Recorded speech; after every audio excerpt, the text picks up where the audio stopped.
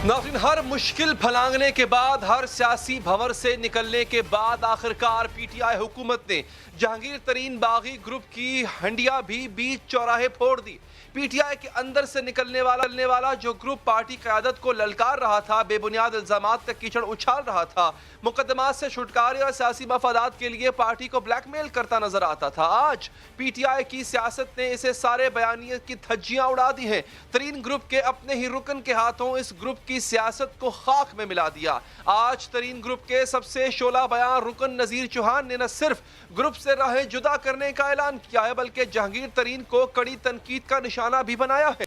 मेरा जहांगीर खान तरीन के ग्रुप से कोई तल्लक नहीं है, ना मेरा कोई वास्ता है जहांगीर खान तरीन ग्रुप के साथ। मैं ये समझता हूँ कि जहांगीर खान तरीन ने मुझे बरमला इस्तेमाल किया और इस अपने केस के लिए इस्तेमाल करके मुझे फेंका।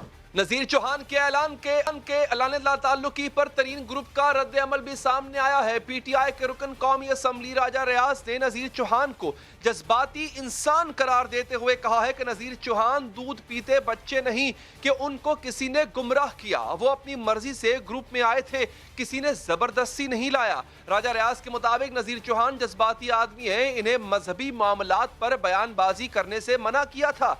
हालांकि यही नज़ीर चौहान कुछ दिन पहले तक जहांगीर तरीन ग्रुप का हर अव्वल दस्ता थे। वो हुकूमत और ख़ास तौर पर शहजाद अकबर के खिलाफ अपने ग्रुप की नुमाइंदगी करते थे। जहांगीर तरीन के लिए अपनी ही हुकूमत के खिलाफ खड़े हो गए थे।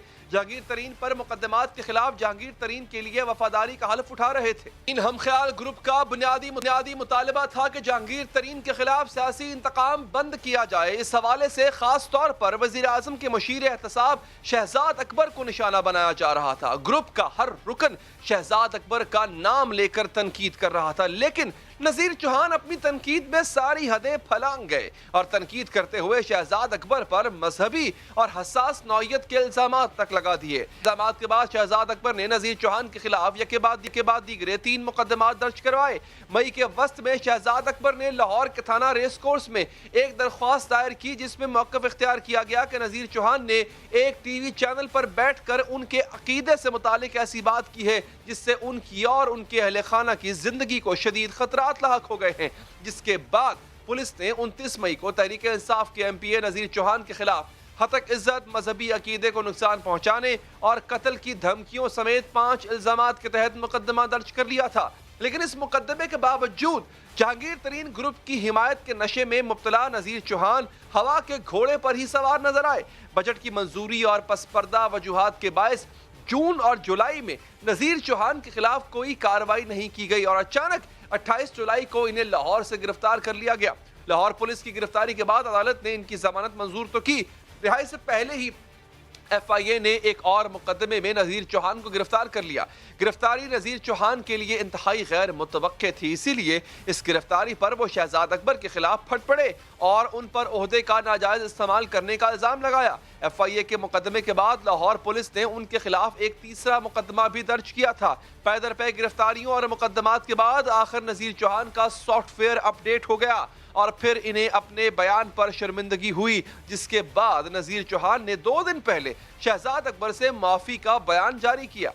तो उनका बयान पहले भी आया है, अब दोबारा फिर आ गया है कि मैं ख़त्म नबूवत पे यकीन रखता हूँ और प्यारे करीम सल्लल्लाहु अलैहि वसल्लम को ख़ातमुन नबिय्यीन मानता हूँ। तो मैं समझता हूँ कि इन्होंने अपना अकीदा जो है वो क्लियर कर दिया है। अगर मेरे इस बयान की वजह से शहजाद अकबर साहब की दिल आज़ारी हुई हो, मैं उनसे माज़रत ख़्वाह हूँ।